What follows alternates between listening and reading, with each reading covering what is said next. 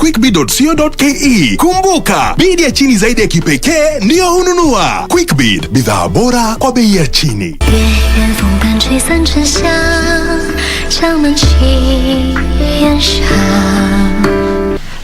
Silly girl, listen to me. You have to take the birthing charm with you. Just look at your knee. He's tall and strong because of it. She was your responsibility. I asked you to take good care of her while I was gone. You just let her go? How did she run away? I have to go out, or I'm gonna go crazy. Right. He asked me to tell you, when you're bored, you can play with them, just to kill time. Thank you so much, and pass my gratitude to the Crown Prince.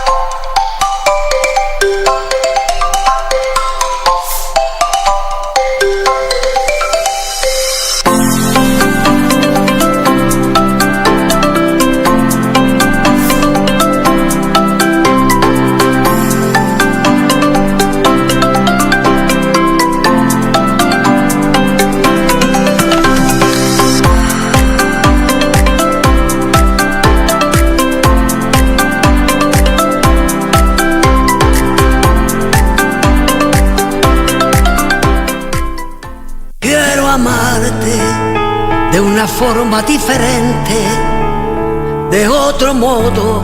For some reason, Lucretia hasn't tried to kill me. I don't know.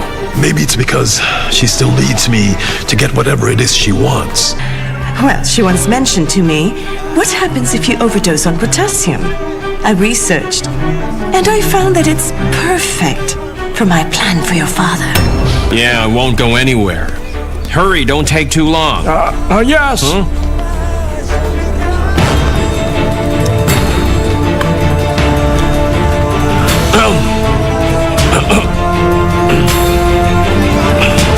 De una forma diferente, de otro modo, nunca igual al de otra gente, respetando tus...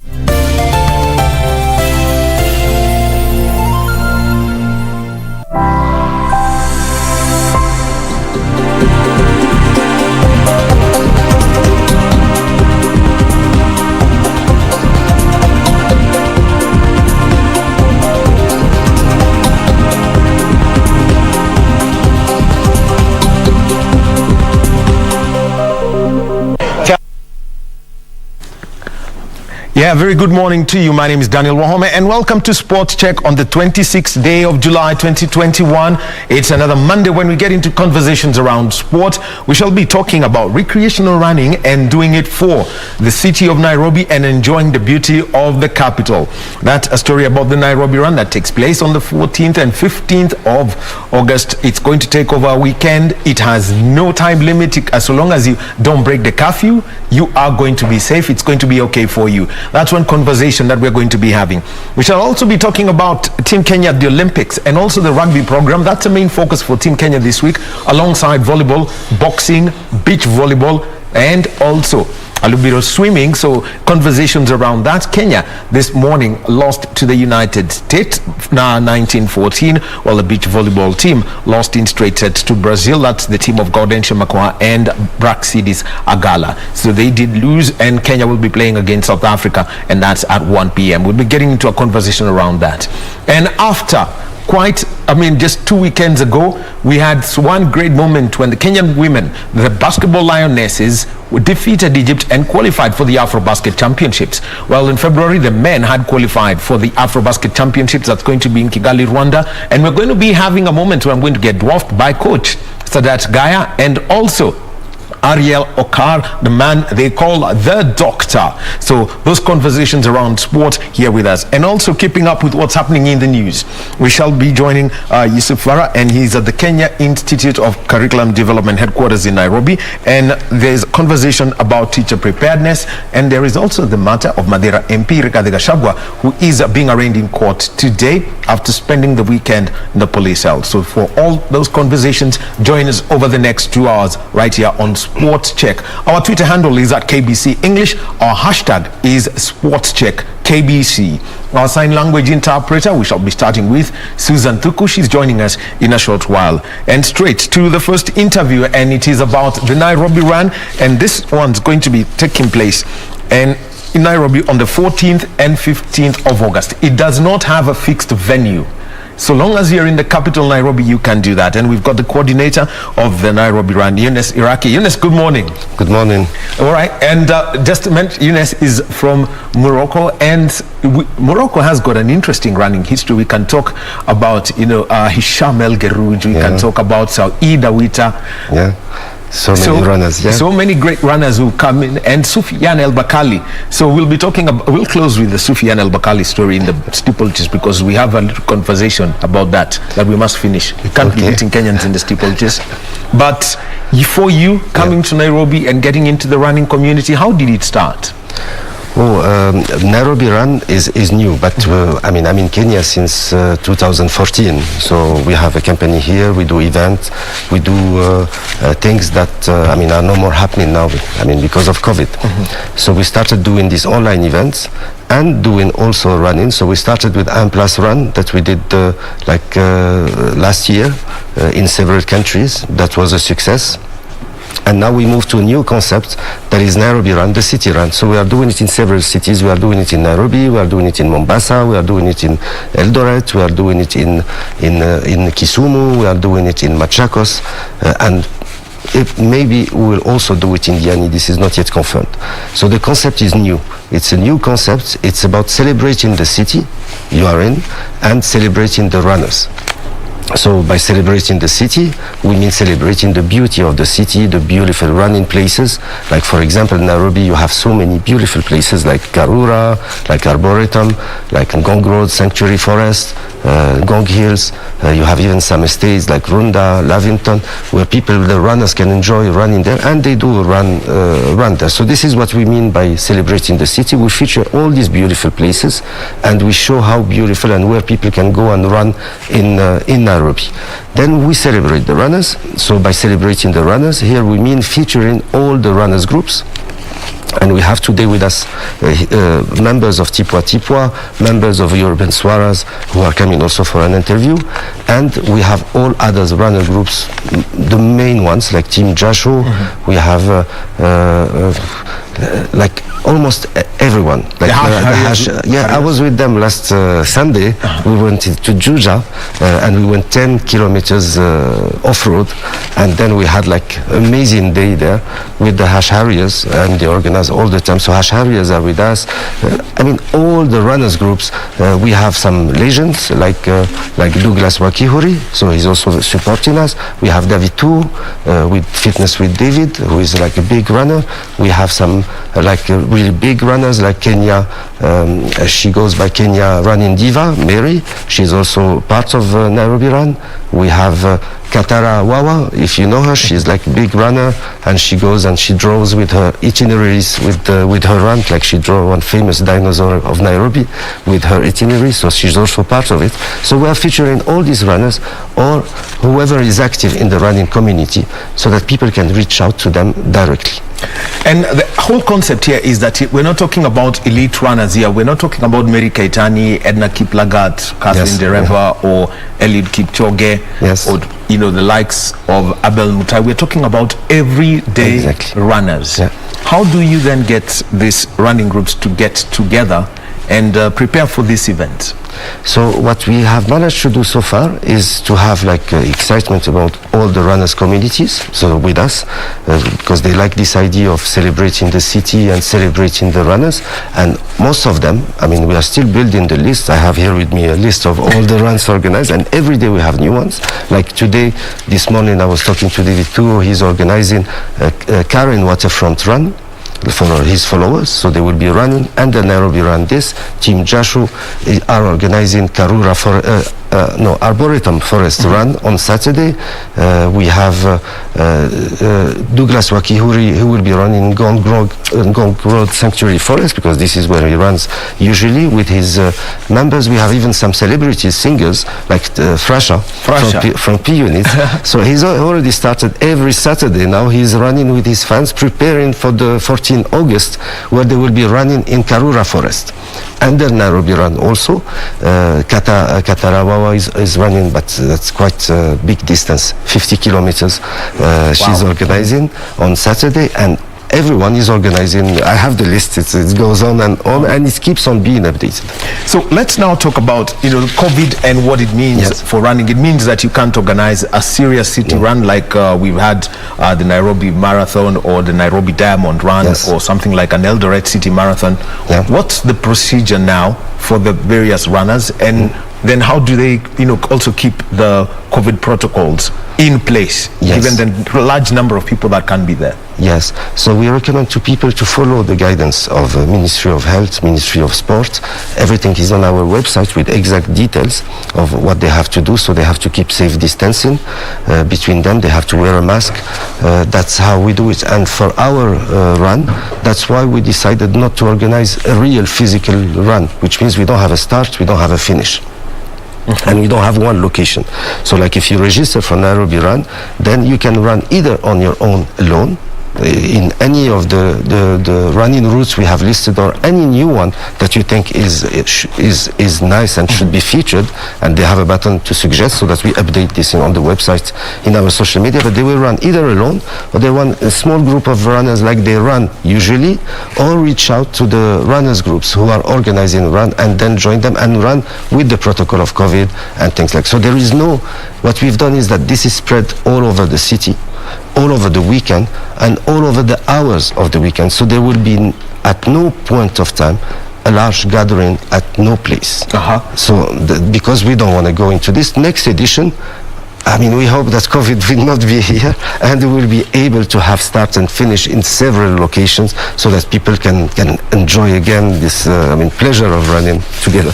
So you got the whole thing of tracking an athlete. Yes. If, for example, if I decide to run from just along Harithuku Road, up and down on that weekend, I report to Akali, I can decide to make a 5-kilometer run, just moving up and down this road. How then do I record that information and put it up on your website as we celebrate Nairobi?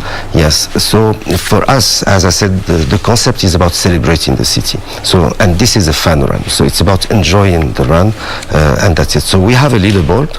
Actually, to qualify, we are giving a t-shirt and we are giving a medal, but we are giving a medal to those who qualify. And to qualify, it's simple. You just go to the leaderboard and you enter which distance you have run, what timing you have done.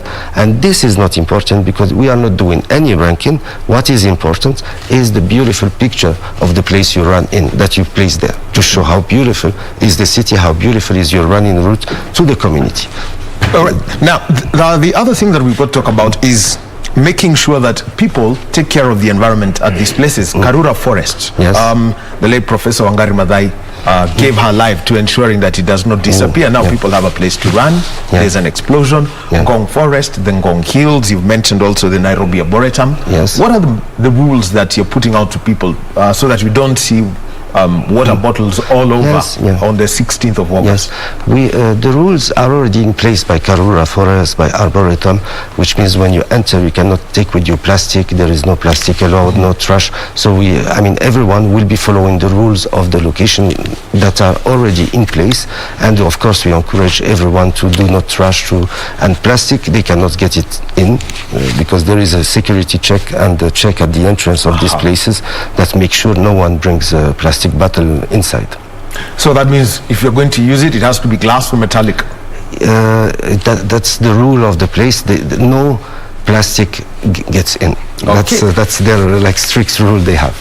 And for the runner groups, how do you then encourage them to ensure that these places which are green, Nairobi was known as a green city in the sun, how then do you ensure that the city stays green so that the running environment is always beautiful? I mean, most of the runners are really involved already in making sure there is no trash, all the runners groups, and they will be able to talk about it once they come to you. They have this as part of what they do, like with no trash, no thing, because that's the place they love. That's why they go running in these green places, and they want to preserve them and keep it like this.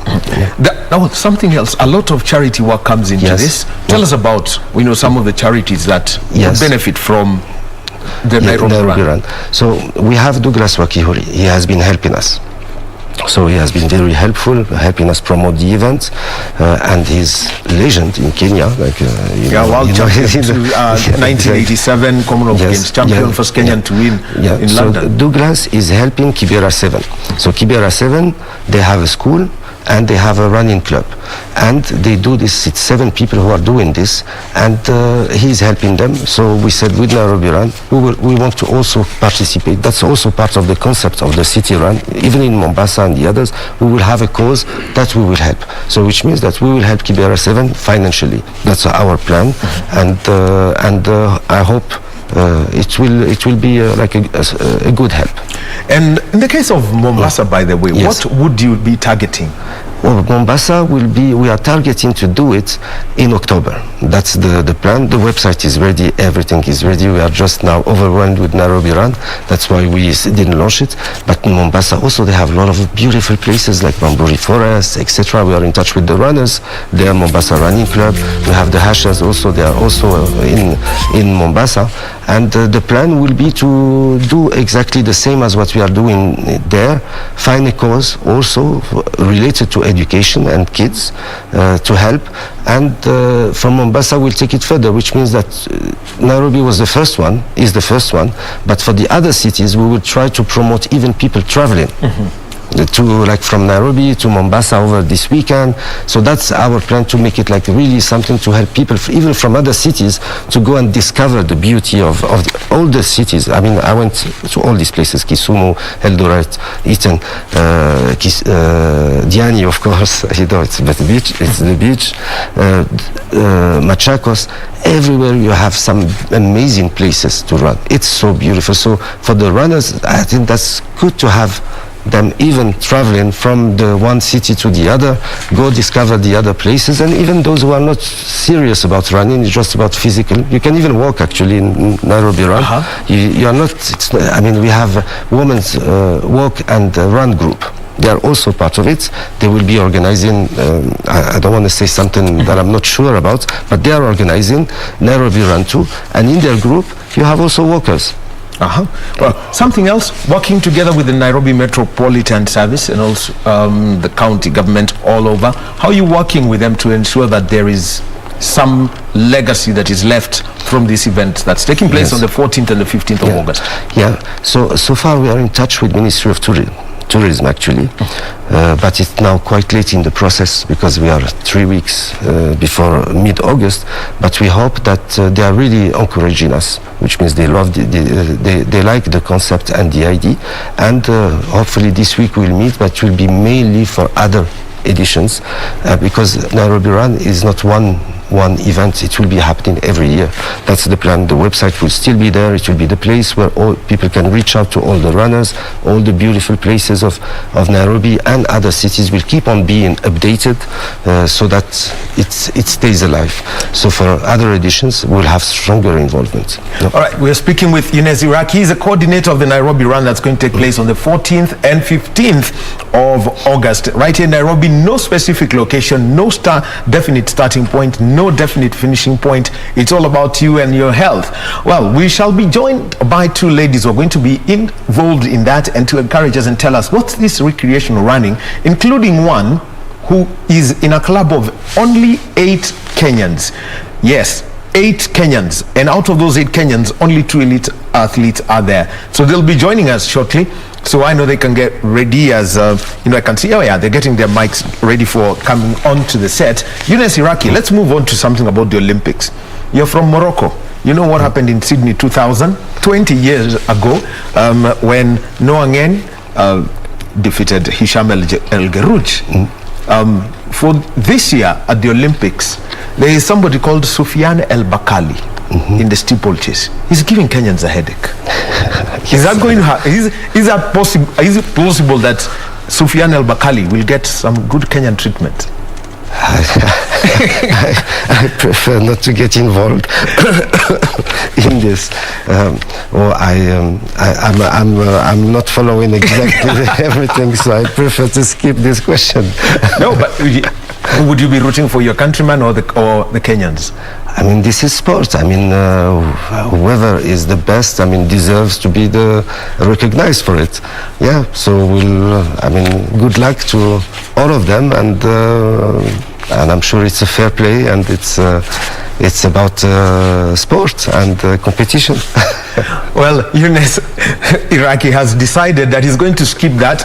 Well, you know what? In less than 2 weeks, I'll have to send him a text and remind, and then he's going to say, yeah, I know Soufiane El Bakali. He's going to take the steeplechase. More conversations about the Nairobi run coming after a very short while. We will be joined by Avani Shah, who has run in all the world marathon majors. She has done all 6. She has her medal that comes with that.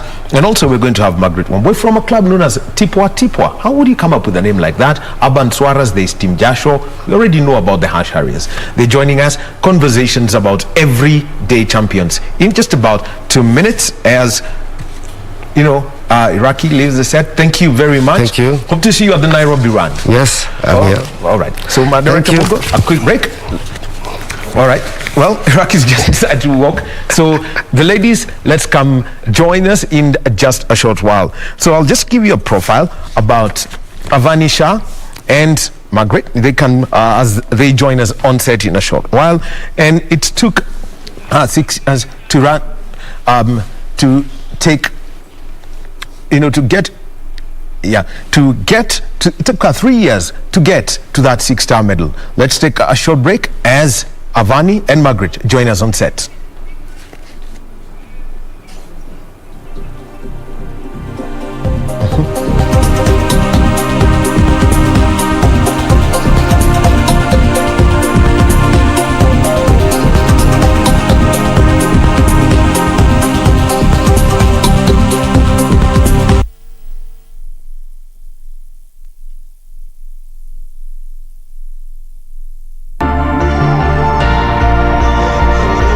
Waomba wenzangu, kama vile mimi ufanya, weka pesa yako kwa panga account juu KDIC imekuhakikishia iko safe. Weka kitu kwa panga.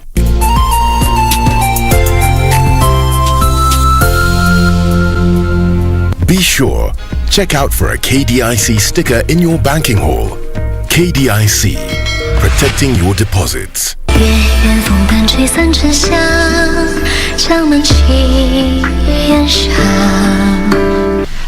Silly girl, listen to me. You have to take the birthing charm with you. Just look at your knee. He's tall and strong because of it. She was your responsibility. I asked you to take good care of her while I was gone. You just let her go? How did she run away? I have to go out, or I'm gonna go crazy. Right. He asked me to tell you, when you're bored, you can play with them, just to kill time. Thank you so much, and pass my gratitude to the Crown Prince.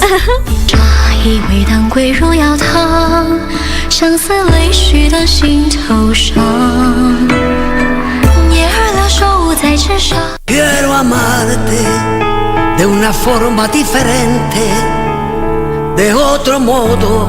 For some reason, Lucretia hasn't tried to kill me. I don't know. Maybe it's because she still needs me to get whatever it is she wants. Well, she once mentioned to me, what happens if you overdose on potassium? I researched, and I found that it's perfect for my plan for your father. Yeah, it won't go anywhere. Hurry, don't take too long. Yes.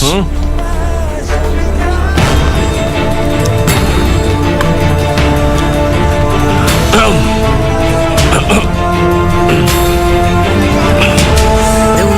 forma diferente, de otro modo, nunca igual al de otra gente, respetando tus... Get the VIP access to the best shows on KBC Channel 1. We have something different, something special to spice you up. Get ready for new, exciting and captivating dramas. Movies. I love the smell. Comedy. I went to the Popos. Huh? Drama. Did he assault the Queen in my house, in my presence?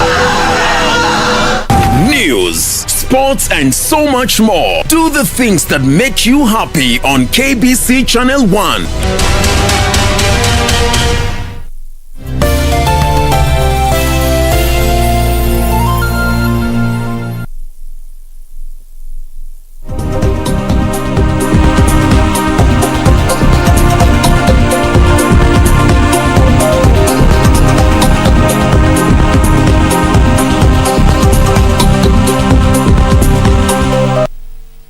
And welcome back to Sports Check on this Monday morning, the 26th day of July 2021. We're in a conversation about the Nairobi Run, and this is about the public enjoying the city and in an activity that keeps you healthy and makes you have all the fun that you'd like to have.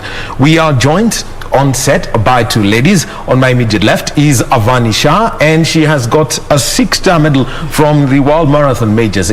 It's one of the only 8 medals in the country. Avani, welcome to KBC. Good morning. Thank you, Daniel. Yes, and we also have got Margaret Wamboy, who's a recreational runner with Tipwa Tipwa, and welcome, Margaret. Thank you, Wahome. Well, I'll start, with Avani. For you, you've done all the marathon majors, and just to take you, it took you 3 years to go through this. In 2017, London and Berlin. In 2018, Chicago and New York. And in 2019, Tokyo and Boston. Tell us about the journey to getting this medal. Well, when I started this journey, there was no idea that I was aiming for the 6 World Major Marathons. It started off with London. All my family would always ask, have you done London? Like it's the only marathon that exists in the world. So when I did London, I finished and I met someone who had the 6-star medal. And I was just curious to see why he had such a big medal. Who was... was a Kenyan or from he a was different just country? He was from a different country. When everyone finishes, they walk around with their medals. So I saw one person with 2 medals, and I was curious, why does he have such a big medal? And I asked him about it, and he told me about the 6 World Major Marathons. And from there, within 2 weeks, I signed up for Berlin, and it just carried on from there, one after the other. And London and Tokyo are the two hardest to get, a registration for, because they've got restrictions on numbers. Yes. And they also have got high entry standards. How was it for you to get into those 2 events? I actually ran both those marathons for charity. So when you run for a charity, they have a set amount that you've got to raise, and so you raise that amount to get an entry. Oh. And for you, Margaret, getting into, first of all, tell us Tipwa Tipwa. What's the name of that? What's the meaning of Tipwa Tipwa? Tipwa Tipwa is a Swahili word. Kiswahili sanifu. Of course, most Kenyans, do we speak Swahili? We do, but we try to make it as difficult as possible for the rest. Okay, so it means vigorous, fit, and sturdy, and strong. So that's what Tipwa Tipwa means. It's actually a Swahili word. The Tanzanians would know more of the word than we do. Yes. So getting into recreational running and being quite active, how did the journey start for you? All right, so Tipwa Tipwa was formed about 8 years ago, really just to bring out fitness and active individuals together to do active activities, and one of them is running. So we run, we hike, we do other activities of fitness. So running has been something we do mainly on Tuesday morning at 6:30 in the morning, and on Sunday, Tuesday and Thursday and Sunday morning. So we get together, group of people who live around, especially Kileleshwa, Kilimani, Lavington, come together in the morning and actually join group runs. So we motivate each other to get up, get out of bed, and just start running. We actually have something that we say, no runner is left behind. Well, that sounds more like a military slogan from the US Marines. And for Avani, the urban swarers, they're known. And tell us about the running activities and how you attract people to be part of your group. Urban Swarers actually started in 2009. It's almost now 11 years since we've been running with the Urban Swarers, and every Saturday we have an organized run from different parts of Kenya. I won't even just limit it to Nairobi, and every Saturday most runners are sent an email, and from there we all come and run, and we all wear our Urban Swarer t-shirts. That way a lot of people have known about our group. Our t-shirts has our email address on that and our website, so many people just see that and then they Google us and follow us from there. And how then do you attract the public to get into this activity? Everyone, I mean, from, for example, last year, what was the impact when Kenya had a lot of cessation of movement, and the only thing, I mean, the only real activity people could do was run? Yes, there was a lot of virtual runs. Well, I started just randomly a small virtual run between some friends, and more people encouraged me to do it online. So I set up a little group called General's Challenge. From 1 week, we ended up doing 14 weeks of different challenges. General's Challenge actually comes from you having this medal. Yes, it did. It did. Tell us now about that challenge. So this challenge, the first week we came up with where you'll run, because a lot of people were working from home, they had more time. So we came up with challenges where you run 5Ks on Monday, 6 on Tuesday, 7 on Wednesday, 9 on Thursday, and 10 on Friday. So it was 5 days of running, but every day you increase a kilometer. Then from there, I saw a lot of people were encouraged, and they kept on asking for more runs. So each week I had to come up with innovative ways to come up with different challenges. And from there I decided to bring in some medals and sell them for charity. So we helped 3 different charities during COVID, just to buy food, groceries, and that. Yeah. And for you, Margaret, how do you then get the public general? For example, you can get people from the neighborhood so that they get into this activity, because suddenly there is a fitness fad in the country. Everyone wants to run, one, to feel like you are part of it, but there are others who simply saying we will run to stay fit. All right, so for our community, we've really grown with referrals. The people who started it have grown because your friend hears about it, another friend hears about it, so they keep referring the people. Mainly we have a big WhatsApp group and a big community, and people just tell their friends, and they look us up. Some will call us. There's our website, tipotipo.com, or our IG page where we talk about the activities we do, and they come in and ask to join, and we are added to the group. And when we have runs, we usually share routes, especially for the Sunday runs. So you get to see the route, and you join in, and you run your mileage, what you can do. You don't have to do the full 21 kilometers, which is what we have on Sundays. You can do 5, 10, even 15. So we encourage everyone to just join. Yes. Now on to the Nairobi run. How do you then pull the people who you would be associated with or in your running routes to get to participate over the 2 days? We've actually done flyers on our group, telling them what the Nairobi run is about. We've encouraged them to join, and they've actually signed up and paid for the activity. So we'll be running in Kileleshwa, Kilimani, and Lavington. That's really the area we already run in. And so we've encouraged people to tell their friends, and then they can join. So anybody in that area, even watching now, who'd like to run and lives in that area, can join tipotipo.com. What's the timing for that, in case I want to pop in? We'll be doing actually ours. We've decided to do it as a relay, so that we know many people can do 42 kilometers. So we decided to do it as 42.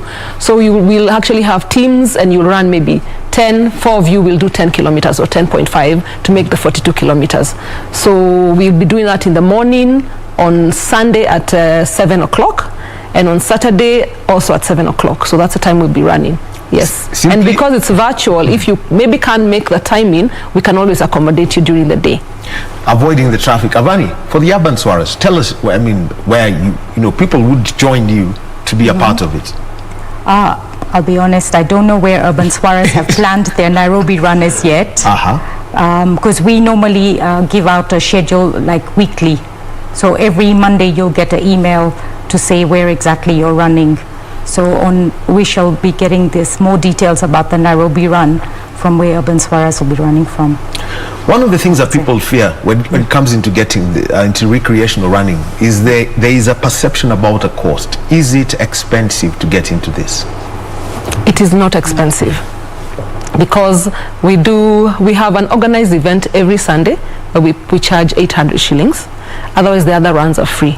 So it's not expensive. What you need to invest in as a runner is you need to have good shoes.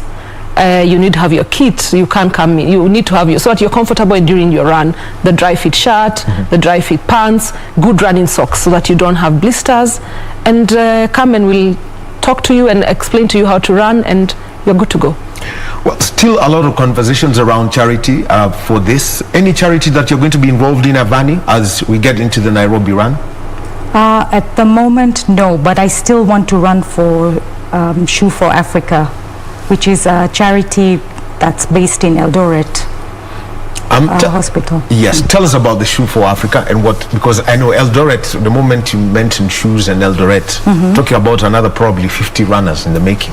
Yes, Shoe for Africa is based in, is part of the hospital in Eldoret, which was opened by Toby Tanser.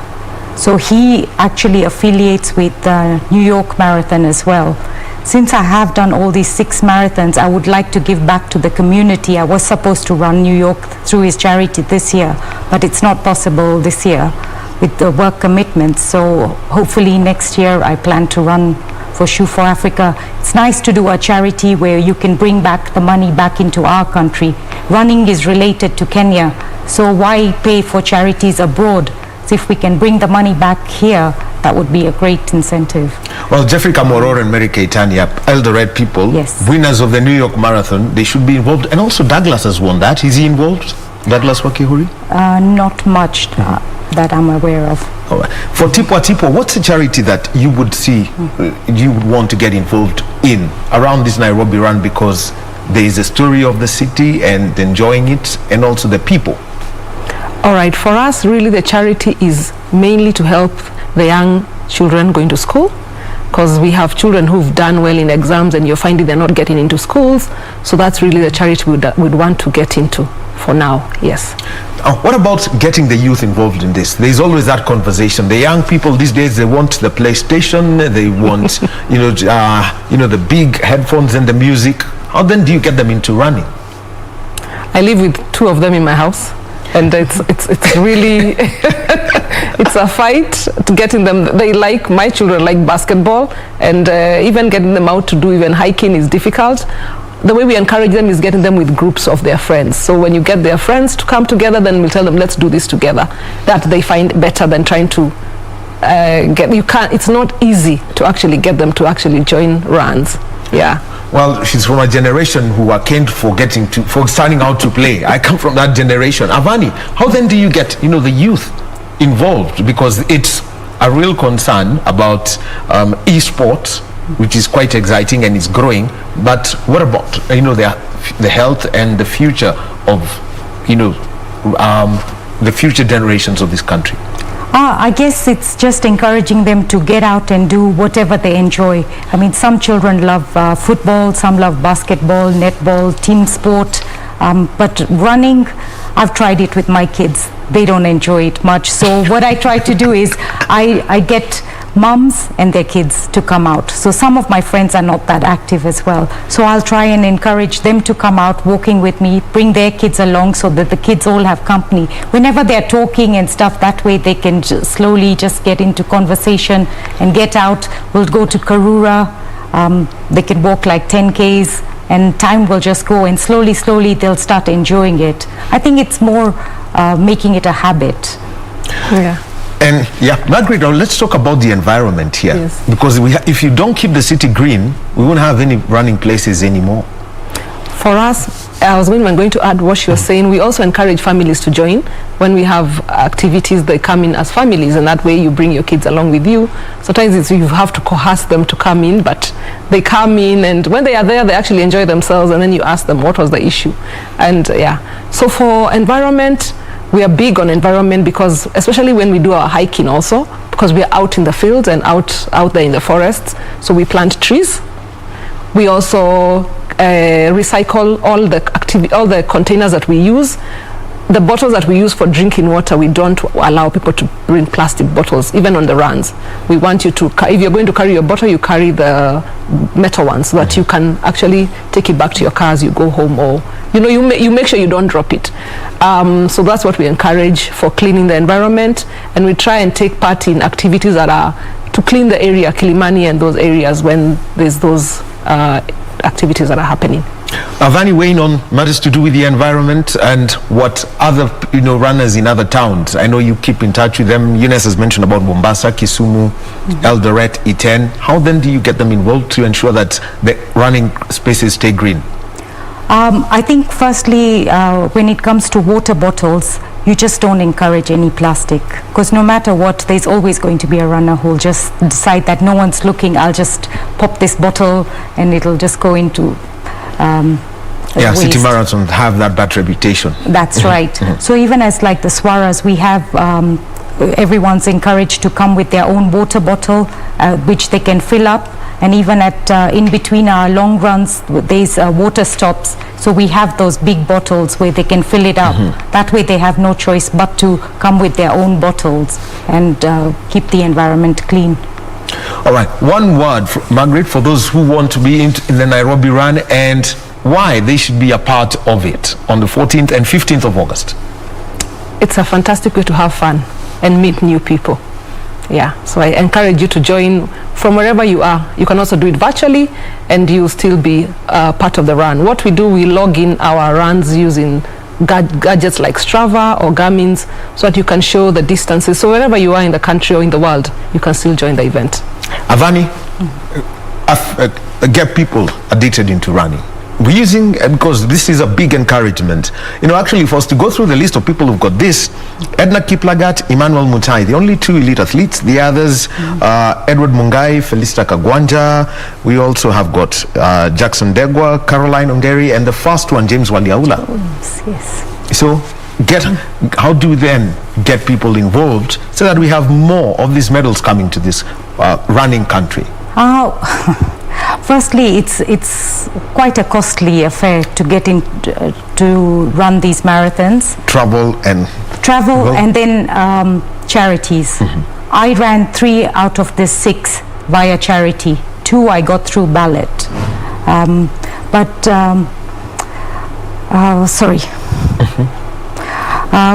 Trying to run this and raising money through charity, you just have to find innovative ways. I actually was buying and selling toys, and that's how I actually raised all the money for all the 3 charities that I ran for. Getting money for charity is not easy, because there's so many causes out there, and there's charity fatigue as well. So you just have to find innovative ways to raise money. All right.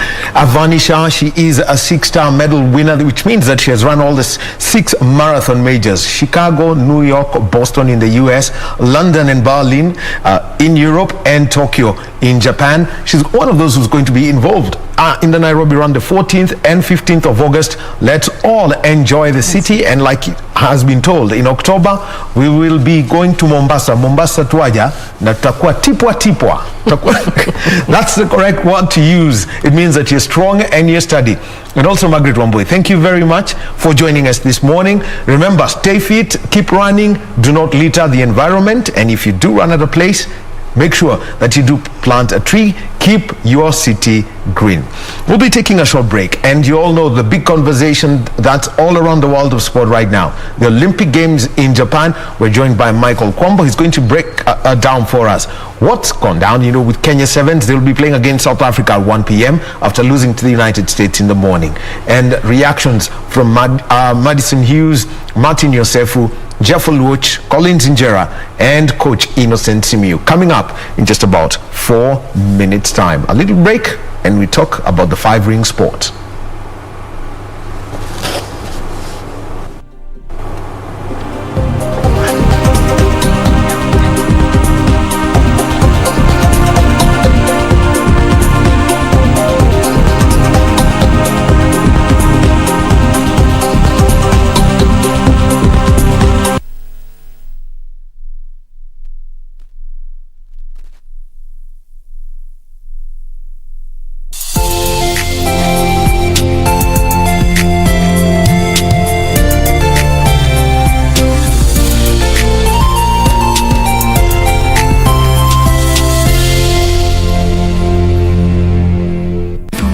散沉香，将门轻掩上。 Silly girl, listen to me. You have to take the birthing charm with you. Just look at your knee. He's tall and strong because of it. She was your responsibility. I asked you to take good care of her while I was gone. You just let her go? How did she run away? I have to go out, or I'm gonna go crazy. Right. He asked me to tell you, when you're bored, you can play with them, just to kill time. Thank you so much, and pass my gratitude to the Crown Prince. 一味当归入药汤，相思泪许的心头上。捏儿了手在纸上。Quiero amarte de una forma diferente, de otro modo. For some reason, Lucretia hasn't tried to kill me. I don't know. Maybe it's because she still needs me to get whatever it is she wants. Well, she once mentioned to me, what happens if you overdose on potassium? I researched, and I found that it's perfect for my plan for your father. Yeah, I won't go anywhere. Hurry, don't take too long. Yes. Huh?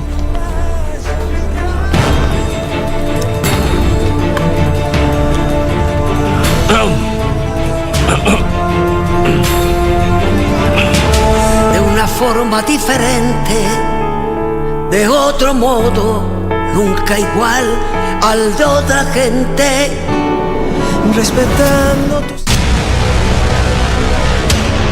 Get the VIP access to the best shows on KBC Channel 1. We have something different, something special to spice you up. Get ready for new, exciting and captivating dramas. Movies. I love the smell. Comedy. I went to the Popos. Huh? Drama. Did he assault the queen in my house, in my presence? News, sports and so much more. Do the things that make you happy on KBC Channel 1.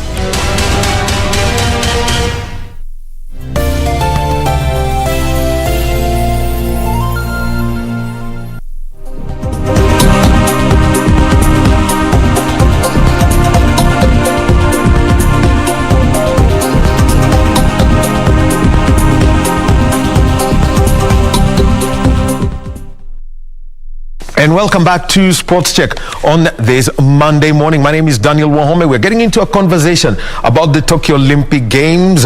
And yeah, Kenya already in action. 2 boxers have been eliminated. The rules of the competition at the games are, the moment you're eliminated, you leave Japan within 48 hours. So which means that Nico Koth and Christine Ongare will be back in the country after being eliminated. We shall be hearing their reactions and also from head coach Musa Benjamin, who leads the Heat squad. Plus, we shall also hear the reactions from the Malkia strikers players and player Sharon Chepchumba, who was the star yesterday in the match between Kenya and Japan, coach Paul Bitok, plus also Kenya Sevens. They played this morning against the United States and they lost 19 points to 14.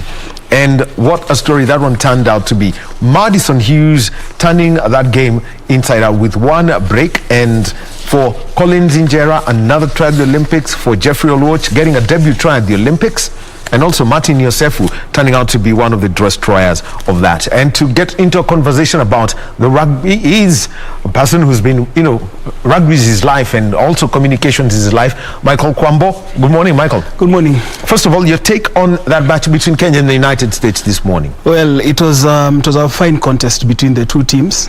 Very thin lines to separate them. I think that disallowed try for Kenya and the ensuing play, that was the difference. If it was in boxing, would have said the USA hit Kenya with a sucker punch, because for me both teams are evenly matched.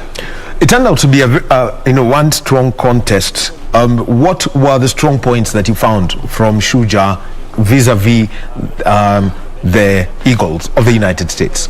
The Shuja's continuity, the fact that they were able to keep the ball alive. I've just been looking at my Twitter feed a few moments before coming on to set, and one of our experienced match commissioners, former Kenya International, says there was no knock-on in that game, By the way, interesting.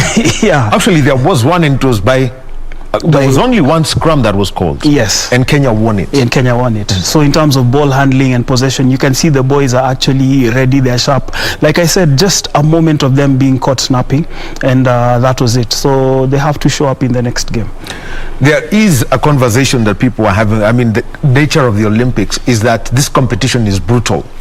12 teams, 3 pools, which means that the pool winners automatically qualify for the semi-finals, and only one of the 3 sides that finishes second would now joins them for the playoffs, you know, for now to get into a real contest for a medal. What has been your take of, you know, what would be your take of the mental approach to this tournament? Treat every game like a final. you just have to treat every game like a final, because you see, like now, giving you the context of Kenya losing the first game after leading 14-12 with literally the last play, they must now defeat South Africa, then Ireland. There's no two ways about it, because I believe that would probably put them top of the pool. Who knows? But that is my take so far. If you look at the other results as well, who expected Argentina to blow away Australia? Then the fight back from the Australians as well, which was quite massive. Actually, we'll be coming to the other matches, but right now, let us get the reactions of the Shujaa team, Coach Innocent Simiyu, and 2 players, Colin Zinjera and Jeffrey Olwot. Mogo, you can drop that reaction video for me from the Kenya Sevens team. It's going to be a dogfight pool. I think for us, we knew what we're up against, and I think for us, we let ourselves down a bit at the end there, but we just have to focus and move on to the next one. I don't think we'll be doing anything different. I think just have our intensity and our focus in terms of getting to our racks early, and also our defensive patterns. I think that should be key. Another start we wanted. I mean, not everything didn't work as we planned, but like I normally say, champions are determined by not how they fall, but how they pick themselves up. So we're looking to come back strong in the second game, and we hope everything will be working on our favor. Yeah. We gave in a couple of penalties at the breakdown. I think we were not quite efficient there. So I think for us that start was not what we thought would be ideal, but we recovered well and played some good rugby. I believe those key moments where we needed to close the game. We didn't close the game, so it's unfortunate. But we just move to the next game and we pick up, and hopefully we can qualify. That's the reaction this morning from Innocent Simiyu, who is the head coach of Shujaa, and the try scorers, Jeffrey Olwot and Colin Zinjera. They seem, looking at the Shujaa, 2 events they were in. They never went to the United States, but they were in Madrid and incidentally played against the US side, and they were in South Africa in Stellenbosch, played against South Africa. They did not they finished second in those 2 tournaments. What's the pedigree of this pool when you look at South Africa, and also you take a look at the United States? It's a pool with so much pedigree, because we also have a dark horse in the form of Ireland. We saw Ireland a few years ago recover from having disbanded their sevens program, coming back to it. So it's, I think, for me, a pool of death, because I don't think there's any other pool like that. Each team there is capable of pulling a rabbit out of their hat. And remember what I told you earlier, that every game must be treated like a final. Well, we'll now get the reactions of Team USA, and Madison Hughes and Martin Yosefu, the try scorers from that game, did give their views immediately after the game. Talented players all around, guys like Colin Zinjera, Andrew, and William Baca. So, like, you know, all around skillful players with great role players. That, you know, they're here to perform well, and they've upset teams before, and they're not to be overlooked. We know Kenya are an incredibly physical side, really strong ball carriers, so we knew we'd have to match that physically, and early on we did a really good job of that. Colin Isles, incredible tackling, bringing them down right away, and that's allowing our second man to get on and steal the ball, and I think that's what enabled us to start off so well. And then, yeah, they brought it, they kept bringing it, and then there was the resiliency at the end that was really crucial to get us across the line. Well, very interesting coming in from Madison Hughes. It's about that second man. how how important should that be, especially when at the breakdown? It should be very important. You know, you stop your man and make sure the second man is there to clean up that ball or to offer support in terms of forming the ruck. And that is typical Mike Friday rugby, straight out of his playbook. So it was expected. The Kenyans have also perfected it, though. Well, very interesting. Mike Friday, former coach of the Kenya Sevens, he's now in charge of the United States. How much of a change in Kenya Sevens have we had ever since Mike Friday left and Innocent Simiyu came in, went out, and now he's back? I think what Innocent Simiyu has done is that if you notice, the Kenyans are using the ball a lot more. We're seeing the return of the evasive running. We're also seeing the return of the gasmen like Nelson Oyo right now. You saw every time that he had the ball when he was in possession, he was a threat down the wing. And I think those for me are the few differences. The fact that we have a lot more ball players, the likes of Daniel Tabu, Eden Agero, Johnson Olindi as well. This was not something in the Mike Friday playbook. It was all about brute force and power. But Innocent Simiyu seems to be mixing the two, a bit of strength and a bit of finesse. So you're saying Amonde and Alvin are the people who are now the ramrods? Yep. Then and overall, from looking at Ireland, when they were invited to two events 3 years back, that was in Paris and also in London, they made it to the semi-finals. They lost 33-14 to South Africa in the match that was played just before Kenya's. How much of a threat is this side? Ireland is a threat. The fact that they won they've qualified from Europe, the fact that they have proved to be problematic on the World Series, they are a threat. The fact that they have players like Jordan Conroy, their gasman, it just shows. But what South Africa did, maybe just to inform you, is that they studied the Irish playbook and opted to neutralize them. But they still are very much of a threat. If you let them play their game, they will take you to the cleaners. Wow. Michael Kwambo giving us thoughts about rugby. That is Pool C, where Kenya is. We'll be touching base on the other two pools. That is Pool A and Pool B, where you've got Australia, Argentina, New Zealand and Korea Republic in Pool A. And Pool B has got Fiji, hosts Japan, Great Britain and Canada.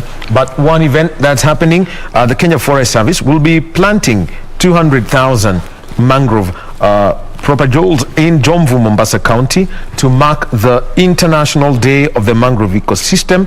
This is going to be led by the Environment and Forestry Chief Administrative Secretary Mohamed Elmi. The service has mobilized mangrove conservants along the Jomvu Creek who rely on the ecosystem for daily subsistence.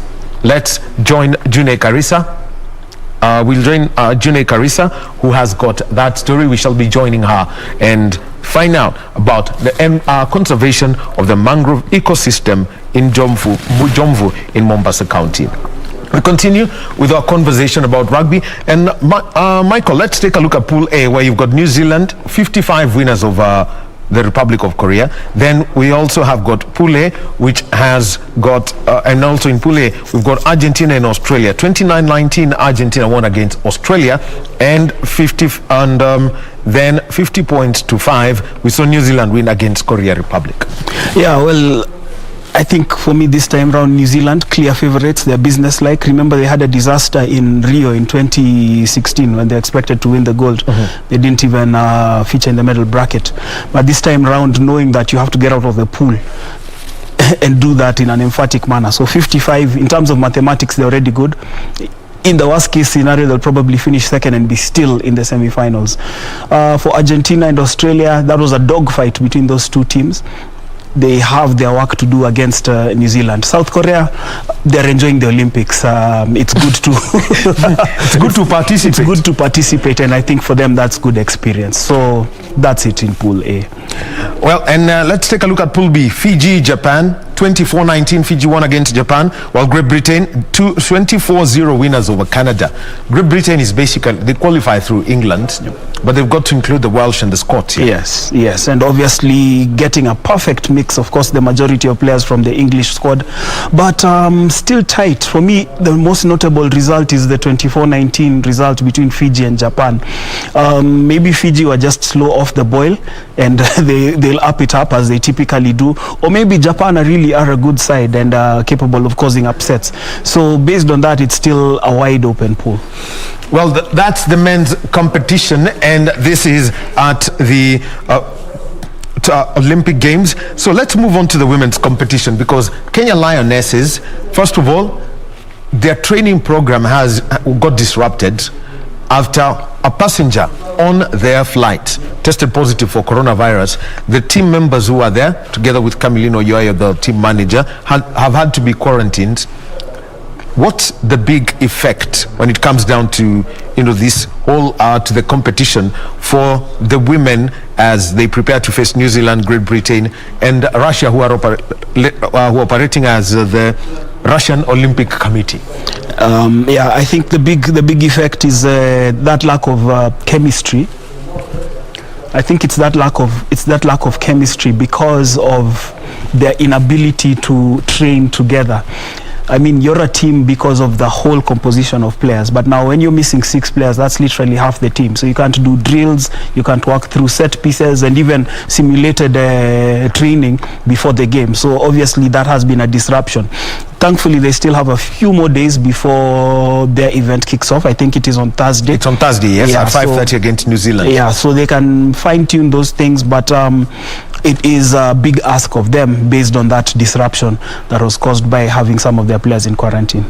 Now, the thing is, Kenya are in a difficult pool. You've got Great Britain, you've got New Zealand, who are basically arguably the world's best, and the Russians. What's in it for the girls here? Improved performances. Let's be realistic. We saw them play their hearts out in Rio. Felix Solo has only included 3 survivors from the team that was in Rio in 2016. It's a much younger team. The average age is 24. Yes, which is success also. And maybe just to deviate a bit, we saw the Rugby Africa Cup taking place, and the Kenya Lionesses playing without their 7th players because they've done that through and through. So it's a good transition, and they have been impressive whenever they've played in invitational tournaments around the world. I think it's still another opportunity for them to just take the fight to the opponents, and in the end, argue a case for women's rugby not only in Kenya but in Africa as well. That is how I choose to look at it. Now let's take a look at the other pools: Australia, Japan, United States and China, and this is in Pool C. Kenya at times, whenever they've tried to qualify for the World Series, for the Women's World Series, the hurdle always seems to be China. Yes. They get to play China, and that's at the semi-final stage. Yep. It's always a kind of heartbreak in Hong Kong. Yep. How would you put this? How would you rate this group?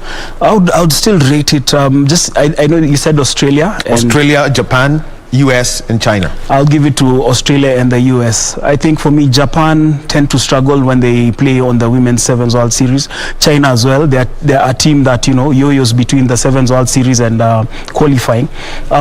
So it is between those two teams. But from Japan and China, I do expect good rugby, especially when you look at the Chinese program. When they became aware of the fact that rugby was going to be an Olympic sport, it was very deliberate in their talent development. I remember meeting Ben Gollings in 2017 in Hong Kong, and him saying that there was close to 200 players in training camps below the age of 16 just being primed to play rugby, both 7s and 15s, and the fruits will probably be seen not now but in maybe another 5-6 years to come. So we're talking about 2024 for China. We know what they did with the Beijing Olympics. I think around 2000 they just took some children who were taken in for the orders of sports.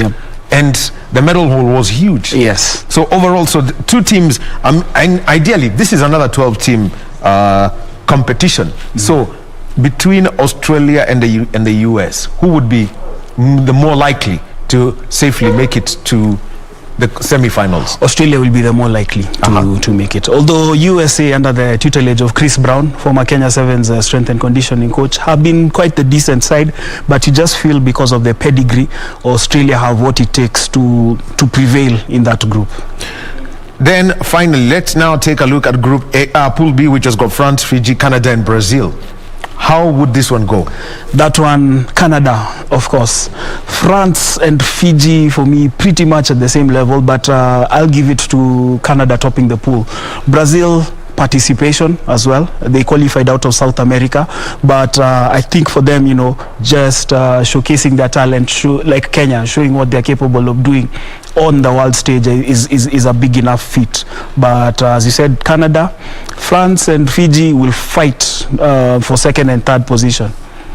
So there you have it. That's a rugby competition at the Tokyo Olympics, and tomorrow and on Thursday, and that is the 29th of July at 5:30 a.m. Kenya will play against New Zealand, and then they will play against Russia at 1 p.m. on the 29th, and on the 30th the final pool phase match is going to be played, and Kenya will be playing against Great Britain, and after that it's the classification matches from the 30th. That's at in the afternoon session that's going to be there.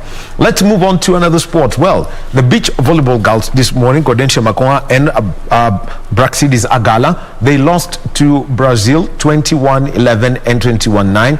That was in their beach volleyball competition. It was a debut for them, and this is after they qualified through the Africa Path. The whole story of growth in competition, and especially for a player like Blackie, everyone expected that Agala would be in the Malkia Strikers squad. Yeah. What the whole feeling for players who get such rare opportunities? Okay, I think for someone like Agala, she's still making it to the Olympics, although not in her preferred code of the sport. But at the end of the day, the Olympics is the Olympics for her. For Gaudenzia as well, she's been a long-serving member of the Malkia Strikers. So probably as she's easing off, winding down her career from national team duty, what a way to exit. But in terms of expectations, remember, we said that Kenya qualified through the African Path, which had been delayed because of COVID-19, if you may remember. Yes. And they're playing against teams which are established, teams which are playing in the World Beach Volleyball League, and which I know as recently as 2 weeks ago are in action in Italy. So placing so much expectation on them will be, be too much an ask of them. I think let them go out there, get the exposure, and then in future, we can look at how to grow this game. I think it's more about long-term player pathways than expecting instant coffee results from the people we've sent there. Well, that's the beach volleyball side. No, well, Michael has said, do not expect any instant coffee result. In Kenya, instant coffee results are demanded all the time, especially when it comes to sport. You've got to work long. But what about the Malkia Strikers? Yesterday, they played against host Japan in their opening game. They lost that game 25-15, 25-11, and 25-23. That third set had Kenyan Twitter abuzz, and everyone was asking, Japan? They actually can be taken for a run by the Malkia Strikers? Well, let's get the reactions of the star player of the game, Sharon Chepchumba, and the coach of the Malkia Strikers, Paul Bitok. But nimelearn a lot kutokana na hiyo team vile tumecheza nayo, and I'm really appreciating my team kwa kujitolea, kwa kujicompose na kucheza hiyo match hivyo, because it is our first time to be in Olympics, but I'm very sure we have remained with 4 matches, and I'm very sure we're going to work hard for that. Mara yangu ya kwanza kupata timu ya Japan kama level yao haiko vile nilikuwa nafikiria, lakini hii ni kawaida, hii naita sports. Leo uko juu, leo uko chini. It's a disappointing moment because we had planned to win this opening match for us, but it wouldn't work today. I think going forward we have to do more extra work. Japan came in reluctant, and we should have taken the advantage by winning, but we concentrated so much on Japan's team, and we forgot how we play ourselves. But I thank the players because they came back in the third set and they started playing, enjoying, which we could have done it earlier. It could have given us more chance of Well, Coach Paul B talks. They're speaking about that. We'll be getting back into a conversation about that, about the mentality of a player and what it actually means for Kenya, who are in a very tough pool. They've got world champion Serbia. They've also got to face Brazil, and they also have got to face South Korea and the Dominican Republic. We'll be getting to that, as we've had from Paul B talk. Next, we shall be going over to Mombasa in a short while. Enjoy Younes Iraki, and she is at Jomvu, where they're getting involved in a tree planting exercise that's been organized by the Kenya Forestry Service to preserve the mangrove forest down there. That is a whole ecosystem that is part of Kenya's greenery and always attracts people, and also has got the cultural significance of the people. So over to Younes Iraki, who's at Jomvu. June, over to you. Good morning, we are coming to you live from Jomvu, where today we are marking the International Day for the mangrove conservation of the mangrove ecosystem, and joining me right now is the CAS of Environment and Forestry, who today is leading this community to plant over 3,000 mangrove propagules, which are the seedlings, so that they can be able to preserve this particular ecosystem. So let me just bring in the CAS to just tell us today what we are, what they are targeting to, how many seedlings they're targeting to plant, and going forward what this exercise for today means for the people of Jomvu. Welcome. Thank you very much. My name is Mohammed Elmi, CAS Environment. We're here today in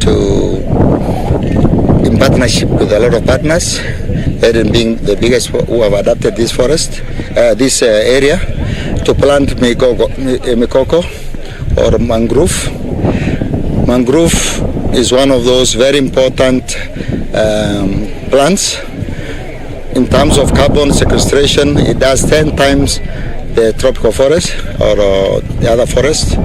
In terms of benefit for wood and all that, it's available.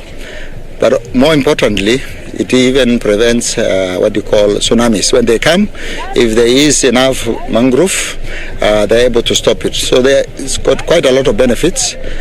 Today here, the target is to plant over 300,000, and in partnership with Eden Restoration. And we believe within a short time, maybe in the next 3 years, the whole of the coastline would have been rehabilitated. We believe about 60% is degraded. No, 40% is degraded, and those 40% are being rehabilitated now with a lot of push led by Kenya Forest Service and Ministry of Environment. Degradation done for the ecosystem here at the coast? When that degradation happens, first and foremost, there's a wider application for environment. As I said, mangrove sequestrate 10 times more than other trees. The other one is that traditionally people benefit, the people who live around it will benefit from it, and the benefits are many. And if it is restored, they can sustainably what you call harvest, like Lamu. There is a ban now, but Lamu, because of their traditions, because the way they take care of it, they harvest sustainably. They're able to use, and they make a lot of livelihoods out of it, and yet the environment is also taken care of. The other thing I forgot to say is the fish that we eat normally lays its eggs in two places, either the coral reefs or mangrove. So by putting the mangrove, it means we'll get more fish, and I'm sure the CCF will explain more the benefits. So let's just bring it. Does it mean that us, the human, has endangered the species here in mangrove? And what exactly can the community do as you've planted the trees? What can the community do so that they can safeguard this ecosystem? Thank you. Indeed, one of the major objectives of the International Day of Mangroves, which is marked on every 26th of July every year, is actually to create awareness among the communities and among all other partners that we have. as you would appreciate, we have very, very many partners, because conservation protection cannot be a singular entity or a singular ministry. And that's why you can see here today, first of all, we have the very many community members who we organize as community forest associations. They work together with us. We have many other non-state actors like the Eden project. We were, for example, 2 days before, we were in Kwale, in Zombo, and in Gogoni Ngazi, again as pre-activities toward this. And we have seen working with the Biztitanium, working with the WWF and other state agencies of government, and especially SAGAS in the ministry. We also see we have been joined by the Kenya Navy. Again, is a multi-agency approach towards this issue. But one coming back, you remember, same day today, 26th of June, the president was actually in Mombasa County, and he launched what is called the Fisheries Marine Fisheries Social Development Project, of a tune of about 10 billion Kenya shillings for the next 5 years. And if you heard about the commitment in that project, it is actually to increase the fishing capacity to about 300,000 tons per year, and also benefit the local community in terms of about 60,000 employment opportunity within that period. Now, this is very strategic to that project, because if we don't conserve the mangrove ecosystem, if we degrade them, then actually the bedrock for the fisheries resources actually will be compromised. And therefore, that's why also we are telling the communities, they do appreciate when we are dealing with the issues of irregularities, the issues of encroachment, issues of wood cutting. Like, for example, in Mombasa, one of the challenges we are dealing with is illegal deforestation, because people are supporting what you call the illegal brew, chang'aa dens in the mangrove areas. And the communities don't appreciate that by them cutting that wood, they are compromising the fish that they would actually enjoy as a community. And therefore, this is a serious issue. It's actually also a security issue, because when the population within the coastline from Lamu to Mombasa, and especially the youth, don't get fruitful engagement, they find themselves doing other things. And therefore, that's why we happen today also to engage the youth. As we are saying through the project, we have been able to engage youths. Today, for example, we are planting about 300,000 propagules of mangrove. We have engaged the youth. They'll get some livelihood out of it, and more so, we'll be able to sustain the 70 or 80% economy on fisheries, in that regard. Remember also, we have the issues of the salinity and the ocean rise, and you will appreciate in some areas the saline water is actually encroaching on the land, and therefore turning land that was allowable not to be allowable. And therefore, you are making communities who are depending on agricultural system, their soil has been turned saline, and therefore they have lost their livelihood. Again, it's because we have destroyed our ecosystem, both terrestrial and also the marine ecosystem. And therefore, it's a strong day for us as Kenya Forest Services Ministry to rally all Kenyans wherever they are, and try to create awareness that we must come together to protect and manage and highly conserve the mangrove ecosystem. You have seen today also we have been able to launch two boats, marine boats, to enhance surveillance, and I'm happy that Eden Project have also done a total of 9 surveillance boats that are going to support our ecosystem, our Kenya Forest Service Rangers, to work from Mombasa, Kwale, Kilifi, Tana River, and in Lamu. And to us, this is a very good welcome, for the day. Today, they have also adopted about 4,000 hectares of mangrove area that they're going to be able to restore, and today was the first step working towards that. That was quite a handful of information. Now the ball lies solely with the residents here to ensure that this ecosystem stays afloat for the next coming years. We will be engaging more with the stakeholders and bringing you more details up to in our bulletins for 1 p.m. Right now, I hand you back to you in studio. Carissa, who is at Jomvu, where seedlings of the mangrove tree are being planted, and we've had from the Chief Conservator of Forest, Julius Kamau, and also we've had the Chief Administrative Secretary, Environment and Forestry, Chief Administrative Secretary Mohamed Elmi. They're leading that exercise down at Jomvu, and this is in Mombasa County. June Carissa will be giving us that story. So we continue now with our conversation, and it was all about the Malkia strikers at the Olympics. They are in a very difficult pool. They've got to play Brazil. They've got to play Serbia. They've got to play against South Korea, better known as officially known as Korea Republic, and they also have got to play against the Dominican Republic. But from what you've had from Coach, or what we had from Coach Paul Bitok on the screen that right there, Michael, and also from Sharon Chepchumba, how much of growth and a change are we seeing happening to this side? Well, I think looking from the first game yesterday against Japan, I already feel the growth, because in previous participations, the Malkia strikers would have been swept away, literally. But the fact that they put up resistance, and then remember that final set that ended 25-23, the one that you said got everybody tweeting. Everyone was, suddenly everyone knew about tweeting, and because they knew about spikes and blocks and... Yep, so you can imagine if they won it, would have gone into a fourth set, probably even a fifth set. So I feel there's so much growth. The team has prepared physically and mentally. There's a lot of self-belief, and just echoing the words of Triza Atuka, she gave an interview with the local sports website over the weekend.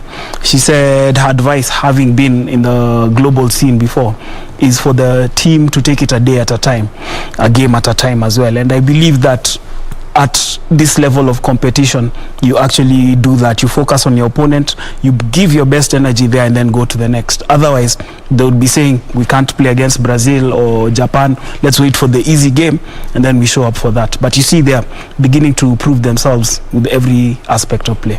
Sharon Chepchumba, highest scorer in that game, not just for Kenya, the entire game. Yeah. And at the moment, she's ranked 4th. In the women's volleyball competition. She had 16 spikes and 2 blocks in that game.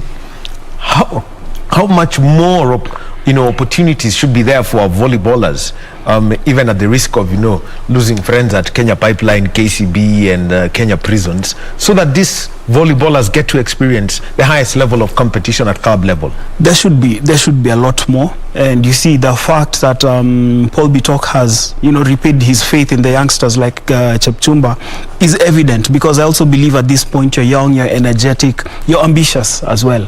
Whereas and this is no disrespect to the older players, there's a point where you're comfortable with being in the national team, but this is someone who's hungry every time they want to go there. So in terms of that player development, it needs to be encouraged a lot more, and if there are opportunities for them to go beyond their club affiliations in Kenya, so be it, because at the end of the day you're doing this for the good of the game.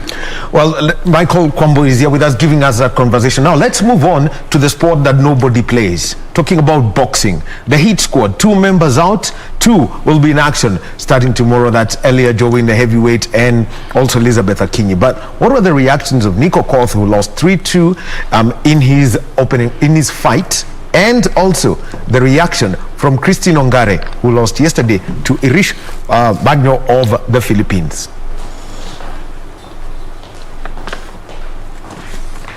Shindano letu la kwanza leo featherweight, ambao matokeo imekwenda katika spirit points kwa favor ya kijana kutoka Mongolia, hata kama sisi tunaona kwamba huo decision haikuwa fair. Manake tuna feel kwamba Nick amepiga more quality punches, amekuwa competitive especially from round 2 to round 3, amemeet criteria zote ambazo zinatakana katika mchezaji kuweza kushinda mashindano. Alikuwa amepiga more quality punches, amekuwa more competitive na amedominate especially in the second and third round. So sijui jaji wengine wako wanaangalia nini, lakini Jotsa kwa bahati mbaya mchezo huu hauko chini ya IBA, kwa hivyo IOC Boxing Task Force hawaruhusu protest, so inabidi tukubali matokeo, tupange mchezo kwenda mbele, ambao sisi nafikiri hamna tofauti katika plani yetu ya mashindano yamebakia. Manake lazima ndio mshindi, bado lazima upige quality punches, lazima dominate na show competitiveness, which tumekuwa tukiwako na matumaini na uhakika kwamba hiyo tutafanya. Kulingana na mazoezi nimekuwa nafanya, saa yote nilikuwa nakaa kabla nipande game. Nakumbuka tizi nimeweza kutrain last year kwa mwaka 2. Hiyo ni kitu nilikosa kwambia kocha kitu ndani yangu, nilikuwa nasema siwezi train 2 years nikuja napigwa, basi wacha nipigwe final, siwezi pigwa ati game ya kwanza. Nilikuwa na confidence sana, hata nikutana wewe jamani zane makocha wanamjua sijui ni champion, na hiyo ni yake. Lazima uzidi kuwa wewe kucheza nao watu wazuri, na mimi kulingana mimi nimepiga huyo mtu huyo jamaa Mongolia.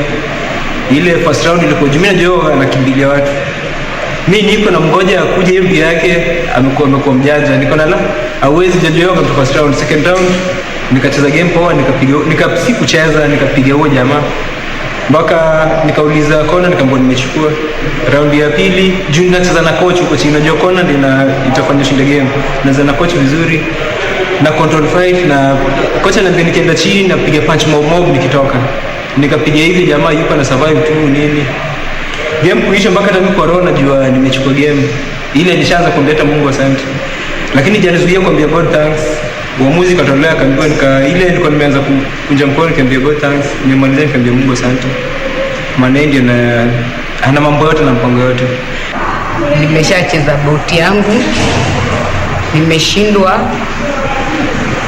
Pia venye tunasemanga kuna next time, na nimelearn vitu mingi. Kitu ya kwanza nimelearn, hata nashinda venye nda explain, but nimelearn hizi magame, the more unaenda, the more unakuwa na exposure, ndio the more unaendelea ukiwa poa. Sababu since federation ya BFK ichukue usukani, tumeenda game 2. Moja ilikuwa ya Afrika, ingine ilikuwa Russia. Whereby ingekuwa tumeenda hizo games ahead ama hapo mwanzoni, ingekuwa zinatubuild sana juu inapata time umekaa for long for that boxing, but umekuwa ukicheza within Africa.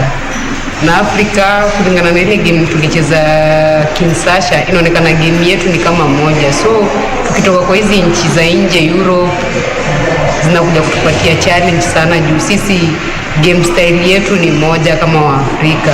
So pia exposure ni kitu ya maana, na nimelearn vitu more challenges inakoga ni bidi nipande weight juu kwa Olympics hakuna light fly, inabidi nipande nicheze fly. So yes nina speed, but inafikaga time nikishaanza kucheza game clinching, sina hiyo strength. Utapata mtu ametoka maybe fedha, ametoka bante, anataka hii fly kwa sababu ndio ikiza Olympics. So pia kuna venye inanipatiaga challenge ikishafika mahali pa game, but in all and all mimi na thank God kwa sababu dream nimetimia kwa dream yangu.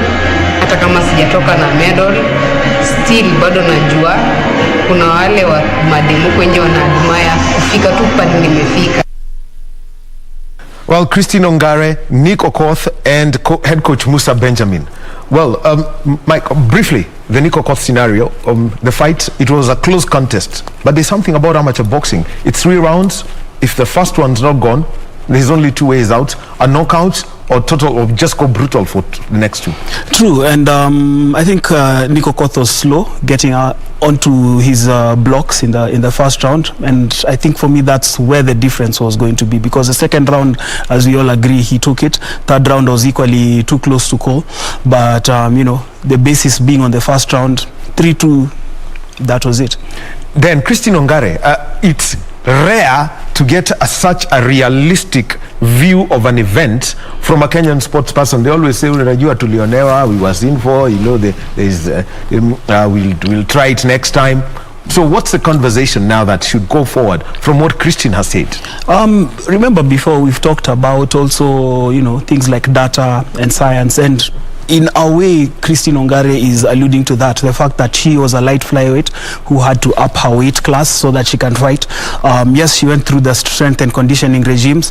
Then also the issue of exposure. Though when they were talking about, we need to go out the country to fight against boxers from other continents, I'm thinking probably you can also remember Wahome in the 80s, and when Kenya was a boxing powerhouse, there used to be a lot of interactions with teams as well.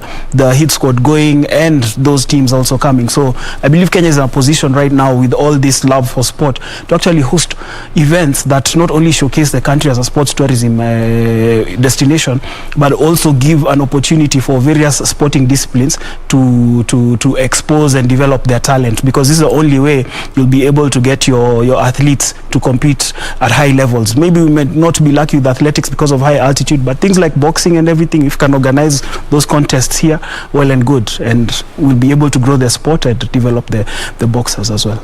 Well, Michael, let's now close this conversation with something that, you know, there was a volcano on social media last week, and this is, and actually on Friday, and this is after the National Olympic Committee gave a communique, and this was actually, it was titled Corporate Conduct around the Olympics. And the message is simple. They know who their partners are. There is, I think, the charity sweepstakes, East Africa Breweries, Safaricom, the government of Kenya, the kid sponsors Nike. So they say, these are our partners. Here, these are the people now who can move. So much in terms of sponsoring the teams, supporting the athletes. It's only fair that they get that just recognition. I will take you back to 2016 when Kenya won the Singapore Sevens.